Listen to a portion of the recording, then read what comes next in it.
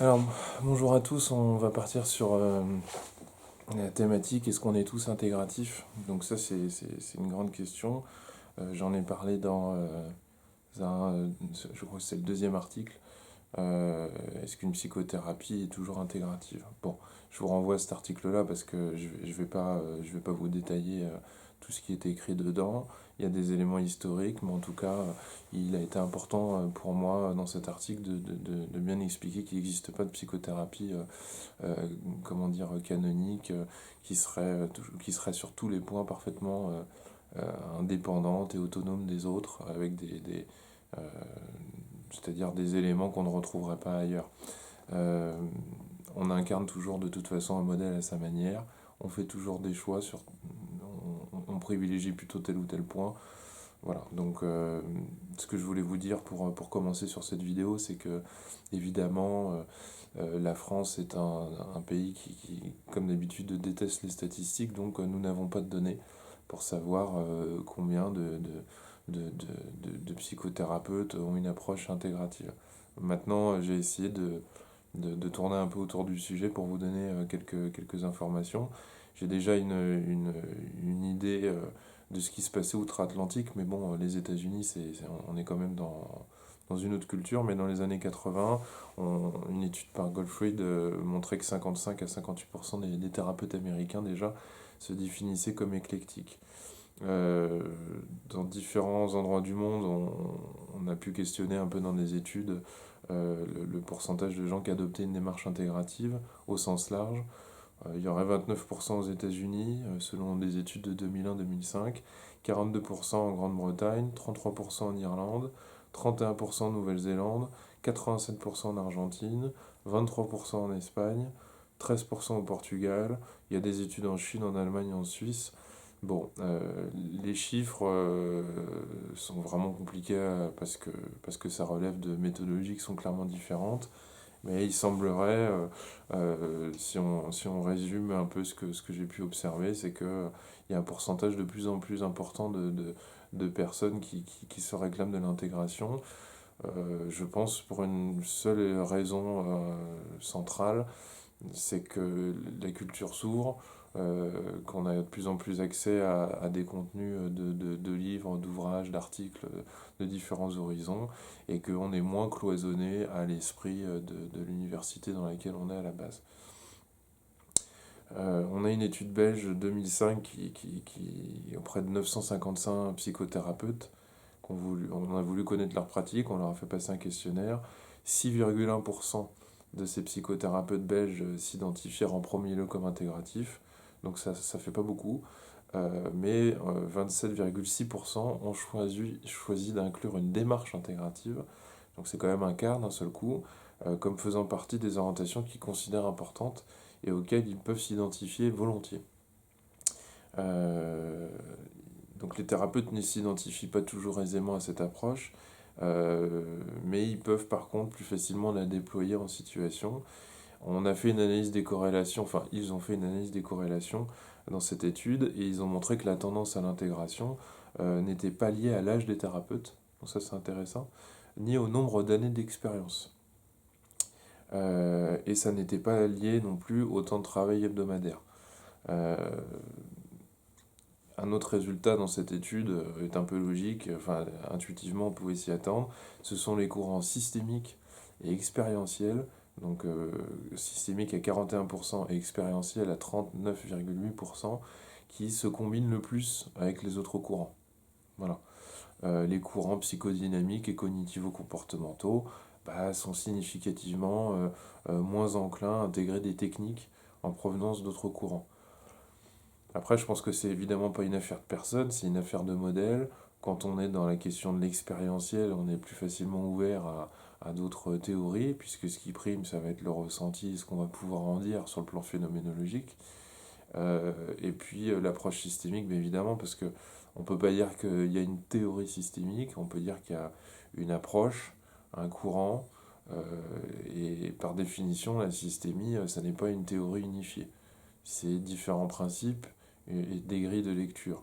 Donc il y a moins de conflictualisation, originellement et bien en dehors de la France en fait, c'est bien l'approche comportementale et cognitive et psychanalytique, pas historiquement, mais sur le plan des idées et de l'épistémologie, qui sont le plus en contradiction.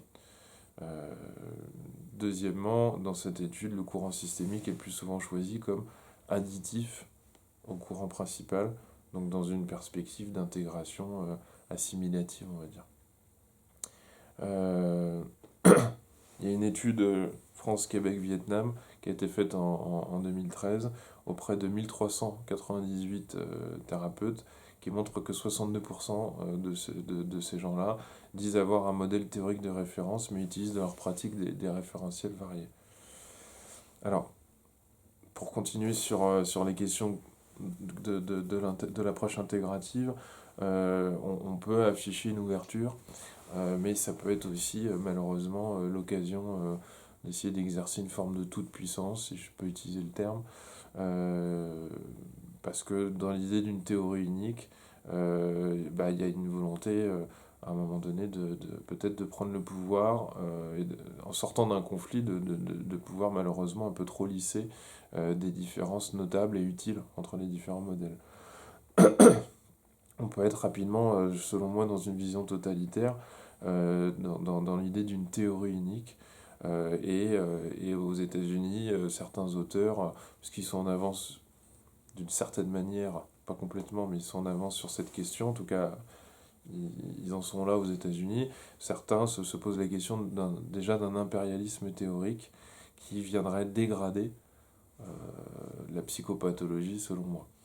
Euh, la toute-puissance, elle pourrait s'immiscer chez le thérapeute aussi. Je pense que c'est important d'avoir ça en tête. Chez le thérapeute éclectique notamment, qui n'aurait qu'à se former au plus d'outils possibles.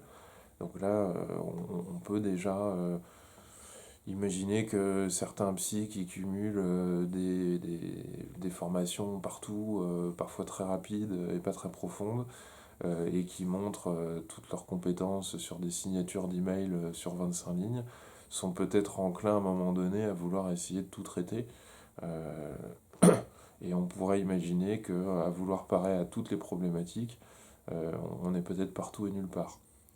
Donc c'est un risque. C'est pas obligatoirement comme ça que ça peut se passer, mais c'est un risque. Euh, Moi, je ne pense pas que l'intégration ce soit la source d'un possible sentiment de toute puissance. Ça peut être le révélateur chez certains de cette volonté de toute puissance. Euh, Ça peut constituer un moyen peut-être subtil, pernicieux, un habillage qui permettrait d'incarner au même titre que d'autres une illusion de contrôle en fait sur l'autre, en pouvant par l'éclectisme technique, mais aussi par l'intégration théorique, se dire qu'on a tous les outils ou qu'on a toutes les théories possibles pour expliquer tout et n'importe quoi. Euh, En même temps, je pense que c'est une question aussi de gestion de l'angoisse du psy, du thérapeute, puisque les études statistiques aussi, d'une certaine manière, même si elles viennent améliorer la pratique, elles ont peut-être aussi en prédisant l'efficacité, elles ont peut-être pour fonction de calmer l'angoisse du thérapeute, euh, de venir satisfaire son besoin de contrôle, donc peut-être de puissance. Euh, pour revenir un peu sur les possibilités de problèmes que peuvent engendrer l'intégration théorique, c'est que en ayant une théorie unificatrice, elle risque de devenir très simpliste. Euh, elle permettrait, enfin malheureusement, elle permettrait d'aplanir des différences, d'aplanir donc des niveaux de réalité, euh, et de faire rentrer de force certains éléments dans une même théorie générale afin de la rendre plus harmonieuse. Parce que ça va être compliqué d'avoir une théorie qui n'a pas de sens. Et donc, pour avoir des connexions logiques, on serait peut-être amené à devoir faire des choix euh, entre tel aspect de la théorie A et tel aspect de la théorie B. Donc moi, je pense que c'est possiblement un fantasme de vouloir trouver une métathéorie.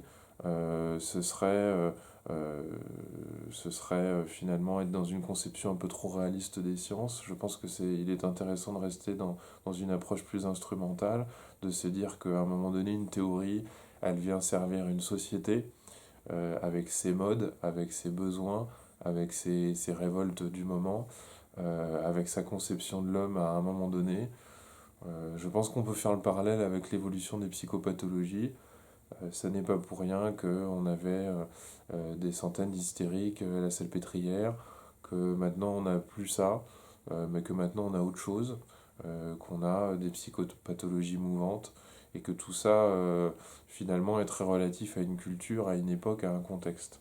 Et que je ne pense pas qu'on puisse tous s'accorder sur un modèle qui pourrait fonctionner aussi bien au fin fond du Pakistan qu'à certains endroits en Australie, qu'en Suède, qu'en Argentine, qu'en Alaska et qu'au Portugal, et également aux États-Unis. Je pense que les modèles que l'on crée, d'une certaine manière, nous proviennent aussi d'un contexte culturel dans lequel on est et vient répondre aussi, d'une certaine manière, à une idéologie dominante. Et on le voit bien, Freud n'a pas utilisé ces analogies par hasard, il n'arrive pas par hasard, il est le produit de son époque, de la même manière que Aaron Beck est le produit de son époque, que Minuchin nous le dit très bien, il est influencé par son histoire personnelle et par sa culture, par le bain culturel dont il provient. Donc vouloir absolument avoir une intégration théorique pleine et complète de tout ce qui bouge ne me semble pas pertinent si on est dans un projet un peu totalitaire.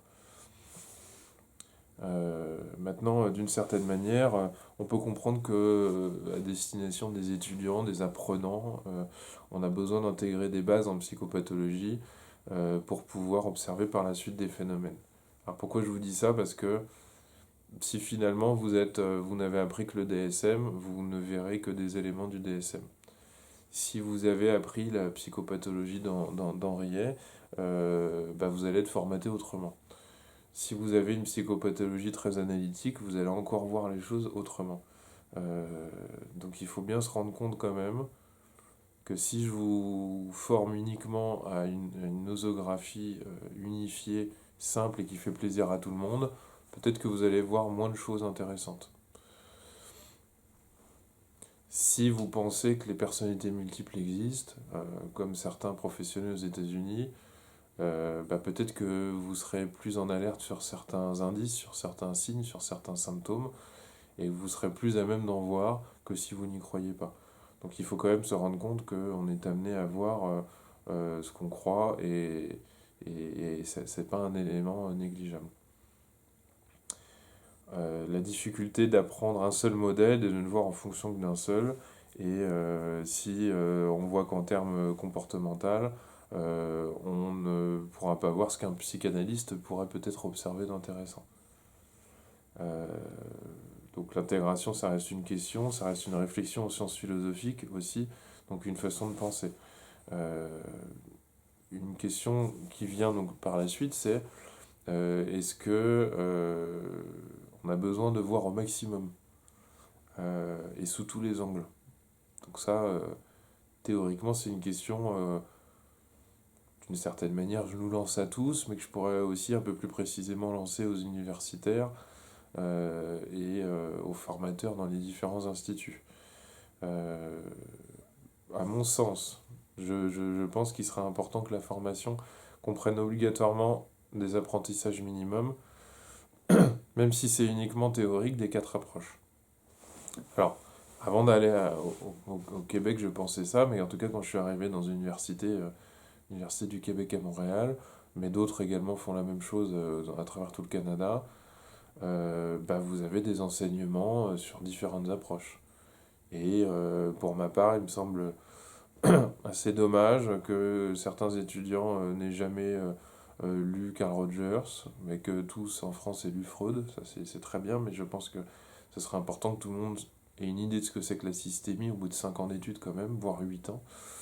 Ce serait quand même bien que tout le monde ait une vision propre et claire de ce que c'est que l'approche comportementale, etc., etc. Parce que je ne pense pas qu'en sortant du bac, on soit en capacité, sans expérience de la vie, sans expérience professionnelle, de savoir intuitivement ce qui est forcément bon pour éclairer toute une pratique jusqu'à la retraite. Voilà. Je pense que si aucune approche ne peut résoudre toutes les souffrances sur cette planète, si le thérapeute désire faire un choix d'un seul type de pratique, il doit pouvoir entendre les limites aussi de son modèle et être en capacité de rediriger son patient vers une autre pratique. Euh, et il faut aussi se dire, et ça on le dit peu, mais je crois qu'une psychothérapie, elle doit convenir. Alors à un moment donné, on s'est demandé si une psychothérapie ne devait pas convenir à un type de trouble. Bon, je pense que c'est pauvre comme raisonnement. Je pense qu'au début, on peut se poser cette question, mais c'est très pauvre. C'est vraiment pas pertinent. Mais il y a aussi autre chose qu'on peut se demander. Est-ce qu'une psychothérapie, elle ne doit pas convenir à une personnalité d'un patient? Bon, pourquoi pas, ça reste aussi pas très pertinent. On peut imaginer qu'une psychanalyse peut convenir à une personne à un moment T, mais pas à un autre. Donc ça commence à devenir plus pertinent, je crois, de se dire que un profil n'est pas forcément fait pour une psychothérapie toute sa vie. Mais, et ça on ne le dit pas, je crois qu'une psychothérapie doit convenir à son psychothérapeute. Et que certains sont pas faits pour être psychanalystes en fait. Et c'est pas grave, mais ils sont faits pour être un autre type de psychothérapeute. Je crois que certains sont comportementalistes, mais ils pourraient être autre chose aussi. Donc il faut aussi que cette psychothérapie, elle convienne au style du psychothérapeute en face. Euh, et en tout cas, ça me semble pertinent, et surtout pour commencer au niveau universitaire, euh, quand même d'avoir une connaissance de ce qui existe au-delà des frontières. Sinon, on est dans un enfermement, sinon on se retrouve un petit peu à l'image de certains documentaires qu'on peut voir, où on peut voir les Américains ne pas réussir à situer d'autres pays finalement que les différents États sur une carte, différents États des États-Unis, mais de ne pas réussir à citer différents pays dans le monde entier. Je crois que c'est pertinent quand on est psychanalyste de savoir un peu ce que fait le comportementaliste à côté, avant même de se dire que ça va à l'inverse des textes fondateurs de son école. Voilà. En tout cas, je continue un petit peu à brosser le chemin de certaines questions. Et puis, il va nous rester quelques vidéos. Il va nous rester, même il va nous rester une seule et dernière vidéo. Voilà. Je vous remercie. Puis je vous dis à bientôt.